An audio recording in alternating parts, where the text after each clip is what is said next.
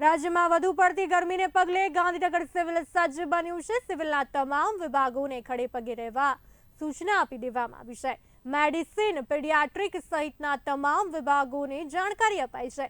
Heat સ્ટ્રોકના કેવા લક્ષણો હોય છે તેની જાણકારી આપવામાં આવી છે। ગરમીમાં કોઈ પણ લક્ષણને સામાન્ય ન સમજવા સૂચના આપવામાં આવી છે। વેકેશન ટાઈમ હોવા છતાં તમામ ઓપીડી સમયસર ચાલુ રાખવા સૂચના કરાઈ છે। લોકોને સમયસર સારવાર ઉપલબ્ધ થાય તે પ્રકારનું આયોજન કરાયું છે।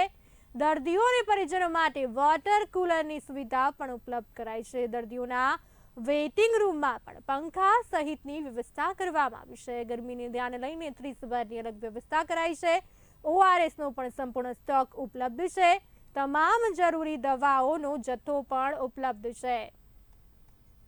બીજું સંસ્થામાં આપણે અત્યારના એવું ખાસ સુનિશ્ચિત કરીએ છીએ કે સમયસર ઓપીડી ચાલુ થઈ જાય અને બધા જ વિભાગ વેકેશન ટાઈમ છે આનું ખાસ એટલા માટે હું મહત્ત્વ બતાવું છું કે વેકેશન ટાઈમ છે એટલે અમારે ત્યાં બી સ્ટાફ ફેકલ્ટી થોડી વેકેશન પર છે પણ તેમ છતાં બી બધી જ ઓપીડી સમયસર વધારે સારી રીતે રન થાય એ સુનિશ્ચિત કરવામાં આવે છે જેથી પેશન્ટને ગાંધીનગર સિવિલમાં આવ્યા પછી વધારાનો સમય વેઇટ ના કરવું પડે।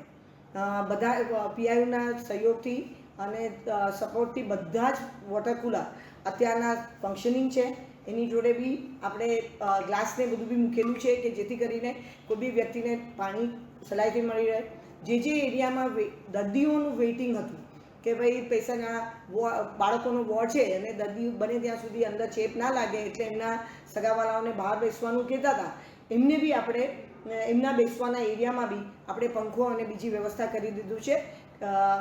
તદુપરાંત અત્યારના એકાદો પેશન્ટ આવે જેને આવી ચિહ્નો હોય એ તો પોતાના વિભાગ જોડે જાય છે પણ માનો કે કોઈક ઇન્ડસ્ટ્રીમાંથી કે કોઈક બીજી જગ્યાએથી અચાનક જ એક સાથે આવા જ હિસ્ટ્રોકના બધા દર્દીઓ આવે તો સંસ્થામાં એક અલાયદી વ્યવસ્થા કરવા માટેની 30 બેડ જેટલી સંપૂર્ણ તૈયારી છે અને એનાથી વધારે જરૂર પડશે તો પણ તાત્કાલિક જ કોઈક સમય બી નહીં લાગે એના માટેના ડ્યુટી લિસ્ટથી બધું તૈયાર છે ત્યાં બધો સ્ટોક છે। પ્લસ ઓપીડીના પેશન્ટને બી આપણે ઘરે બી ઓઆરએસ આપીએ છીએ વોર્ડમાં બી જેને જોઈએ એને છૂટથી આપીએ છીએ અને બધા જ જરૂરી પાઇન્ટ્સ એટલે એની પણ પૂરેપૂરો જથ્થો છે।